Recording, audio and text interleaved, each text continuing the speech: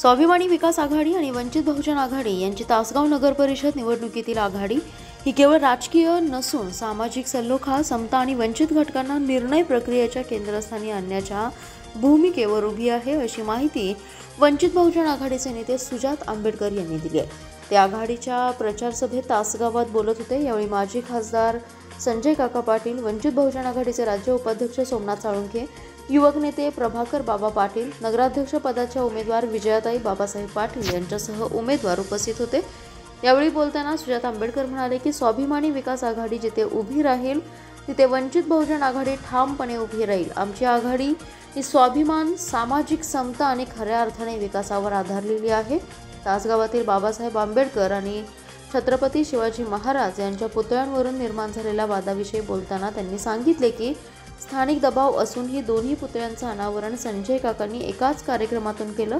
कंत्राटदार, टेंडरवाल्यांना नव्हे तर प्रत्यक्ष काम करणाऱ्यांना आघाडीने उमेदवारी दिली आहे। स्टेअरिंग काम करणारे युवक, सामान्य कष्टकरी, वंचित समाजातील तरुण ज्यांना सत्तेपासून दूर ठेवले गेलं त्यांना निर्णय प्रक्रियेच्या केंद्रस्थानी आणण्याचं काम आम्ही केल्याचं त्यांनी यावेळी सांगितलं। वंचित बहुजन आघाडी आणि तसेच स्वाभिमानी विकास आघाडी या दोन्ही आघाड्यांचा एक जे पॅनल आहे त्याच्या प्रचारासाठी इथे उपस्थित राहिलो। आपण जर बघितलं तर संजय काका पाटील यांचं जे काम आहे त्या कामाच्या मागे आणि त्यांच्या विकास कामाच्या मागे खूप मोठा असा लोकांचा ओढ आहे आणि त्याचबरोबर खूप मोठा सपोर्ट हा त्यांना तसाही तासगावमधनं नेहमीच मिळत राहतो।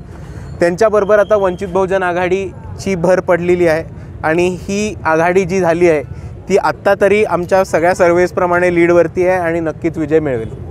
संजय काकांनी आणलेल्या निधीचा जो मध्यंतरी प्रकार घडला की संजय काकांनी निधी आणला पण तिथले स्थानिक आमदार स्वतःची डिजिटल बोर्ड लावून लोकांच्या गैरसमज घेण्याचा प्रयत्न करतात। काय हे बघा, ज्यांना बॅनर लावायला लागतात त्यांना काम करायची वेळ नाही पडत आणि जी लोक काम करतात त्यांना बॅनर लावायची वेळ नाही आहे। आपण मगाशी बोलताना बोलला की लोकशाहीला धोका आहे, 100 नगरसेवक आत्ताच निवडून आले। निवडणुकीच्या आधी 100 लोक कधी निवडून येतात का? मग जर 100 लोक निवडून आणायचे असेल तर निवडणूक घेण्याचं नाटक तरी कशाला करता? जर 100 लोक एक निवडणूक व्हायच्या 7 दिवस आधी निवडून येत असतील आणि तर मग लोकांच्या मताचा अधिकाराचं काय झालं? लोकांच्या मताचं काय झालं? आणि हा लोकशाहीचा खेळ खंडोबा झालेला आहे आणि तो थांबवण्याची आणि लोकशाहीला वाचवण्याची खरंच महत्त्वाची गरज आलेली आहे।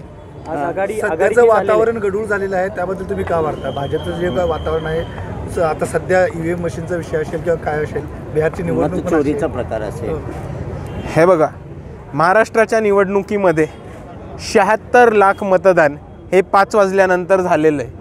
आता हे 76 लाख मतदान जे 5 वाजल्यानंतर झालं त्याच्या रिटर्निंग ऑफिसरकडे BLOनी रिटर्निंग ऑफिसरकडे आणि रिटर्निंग ऑफिसरनी कलेक्टरकडे ह्याचा अहवाल दिला आहे का? कारण जे 5 वाजल्यानंतर मतदान होतं तेव्हा आपल्याला माहिती आहे, आपल्याला एक चिठ्ठी दिली जाते आणि ती जितक्या चिठ्ठ्या वाटल्या जातात त्या चिठ्ठ्यांचा आकडा हा रिटर्निंग ऑफिसरला लिहून घ्यायला लागतो। तर जर 76 लाख चिठ्ठ्या ह्या महाराष्ट्रामध्ये वाटल्या गेल्या असतील आणि त्या 76 लाख चिठ्ठ्या ह्या रिटर्निंग ऑफिसरकडनं कलेक्टरकडे आल्या असतील तर त्याचा पुरावा इलेक्शन कमिशननी तातडीने द्यावा, नाहीतर त्यांनी आम्हाला हा खुलासा द्यावा की हे 76 लाख वाढीव मतदान आलं कुठनं।